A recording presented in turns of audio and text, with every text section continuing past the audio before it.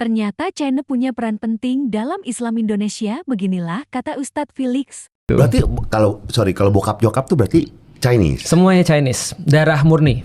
Nah ini ngomongin Chinese nih ya, kan banyak boleh, orang yang kayak aneh nih Cina Islam. Menurut gue sih enggak ya, karena mungkin terlahir di budaya Betawi ya. Betul. Sudah banyak.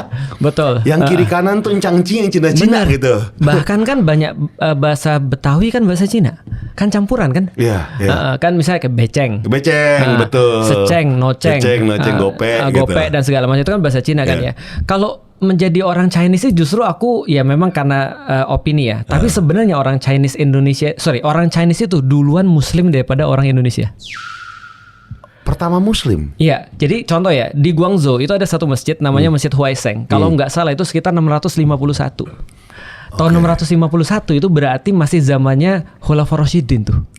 Oke. Dia udah dibangun masjid di sana. Orang Indonesia kan belum ada tuh. Belum. Orang Indonesia baru 800, 900. Di Jawa baru 1400. Iya, kerajaan Demak. Betul. Ya, belum ada. Belum ada kan? Maksudnya masih menganut agama lain kali. Betul. Ya. Dan ternyata setelah kita lihat beberapa sejarah menyampaikan bahwasanya penyebaran Islam di Indonesia nggak bisa dilepaskan dari orang Cina.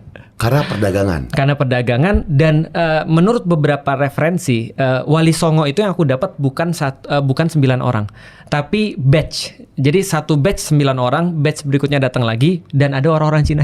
Nah, ini nih menarik nih. Menarik kan? Iya. Gue pernah baca juga. Betul. Nggak tahu apakah ini teori konspirasi atau nggak, bahwa wali-wali itu banyak yang orang Cina gitu. Iya, setidaknya ada hubungannya dengan orang Cina. Misalnya contoh ya, kalau misalnya kita lihat Demak itu kan didirikan sama Raden Fatah.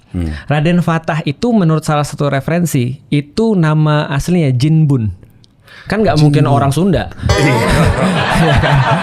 Nggak mungkin kan orang Sunda Jinbun, kan nggak mungkin. Nah, jadi nama saya Jinbun, dia Raden Fatah itu Raden Hasan. Raden Husain adiknya. Raden Hasan dan Raden Husain ini akhirnya mendirikan kerajaan Demak, dan mereka akhirnya menurunkan orang-orang ya, karena orang Cina. Ibunya ternyata tadi orang Chinese juga. Jadi dari Campak. Jadi artinya kita bisa lihat itu salah satu contoh lagi misalnya dalam referensi yang lain, walaupun tadi balik lagi ya, referensi ini karena saking banyaknya pasti ada yang bantah. Misalnya contoh kayak Sunan Bonang. Itu nama saya katanya Bong-an. Menurut salah satu referensi. Menurut referensi lain tentu saja berbeda. Tapi akhirnya tidak bisa dilepaskan dari orang Cina juga. Karena ketika Wali Songo itu terus kemudian memperbaiki kondisi Nusantara, yang waktu itu habis dari perang Pararek, perang saudara, Paragrek kalau di dalam sejarah. Nah itu kan mereka kehabisan bahan pangan ya. Maka kan waktu itu Wali Songo meminta tolong kepada orang-orang Cina yang mampir ke Indonesia. Itu Cheng Ho. Untuk nyetakin sawah-sawah, lalu terus kemudian membuat sawah irigasi, bukan lagi sawah tada hujan. Akhirnya orang-orang bisa diselesaikan permasalahan pangannya itu, gitu. Artinya